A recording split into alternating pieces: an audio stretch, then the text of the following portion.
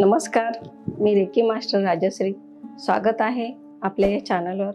नवरात्र संपल्यानंतर 10वा दिवस दसरा किंवा विजयादशमी म्हणून साजरा केला जातो. दसरा सण मोठा नाही, आनंदात तोटा. हा दिवस सत्याचा असत्यावर विजय आणि धर्माचा अधर्मावर विजय दर्शवतो. या दिवशी भगवान श्रीरामांनी रावणाचा वध केला होता, म्हणून हा दिवस विजयादशमी म्हणून साजरा होतो. देवी दुर्गेनेही या दिवशी महिषासुराचा वध करून धर्माचे रक्षण केले होते. त्यामुळे हा दिवस शक्ती आणि भक्ती यांचा संगम मानला जातो.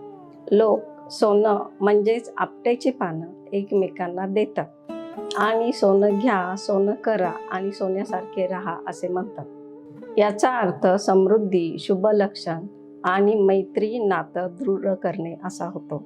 या दिवशी शौर्य, कार्य आणि पराक्रमाचे प्रतीक म्हणून शस्त्र, वाहने, अवजार यांची पूजा केली जाते.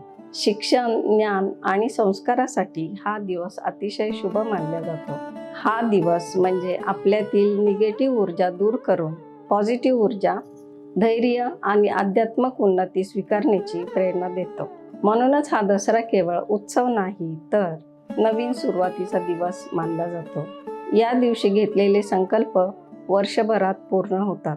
दसरा म्हणजे आपल्यातील 10 निगेटिव्ह दोषांचा नाश, जसे की राग, लोभ, मोह, मद, मत्सर आणि अहंकार, आणि पॉझिटिव्ह एनर्जीसह नवीन सुरुवात. नवरात्रीचा उत्सव संपला, पण देवीची कृपा सदैव आपल्या सोबत राहो. नवरात्रीतील 9 दिवस देवीची पूजा केली जाते. दसरा हा नवरात्रीचा शेवटचा दिवस आहे. या दिवशी घटाचे विसर्जन करतात आणि देवीचा विसर्जन सोहळा होतो. काही ठिकाणी शमीच्या झाडाची पूजा केली जाते. महाभारतात पांडवांनी आपली शस्त्रे शमीच्या झाडावर ठेवली होती, त्यामुळे त्या झाडाला पवित्र मानतात. महाराष्ट्रात दसऱ्याला मोठं महत्त्व आहे. लोक नवीन कामाची सुरुवात या दिवशी करतात. उत्तर भारतात रामलीला साजरी करतात आणि रावण दहन करून सण साजरा केला जातो. दक्षिण भारतात देवीची खास पूजा आणि विजय उत्सव साजरे केले जातात. दसरा हा धर्म, शक्ती, विजय, नवा आरंभ आणि समृद्धी यांचा उत्सव आहे. या दिवशी काय करावे? प्रथम देवीचे दर्शन घ्यावे. सोनं म्हणजे आपट्याची पानं वाटावी. शस्त्रपूजन, सरस्वती पूजन म्हणजेच पाटी, वह्या, पुस्तके यांची पूजा करावी. शमी पूजन करावे.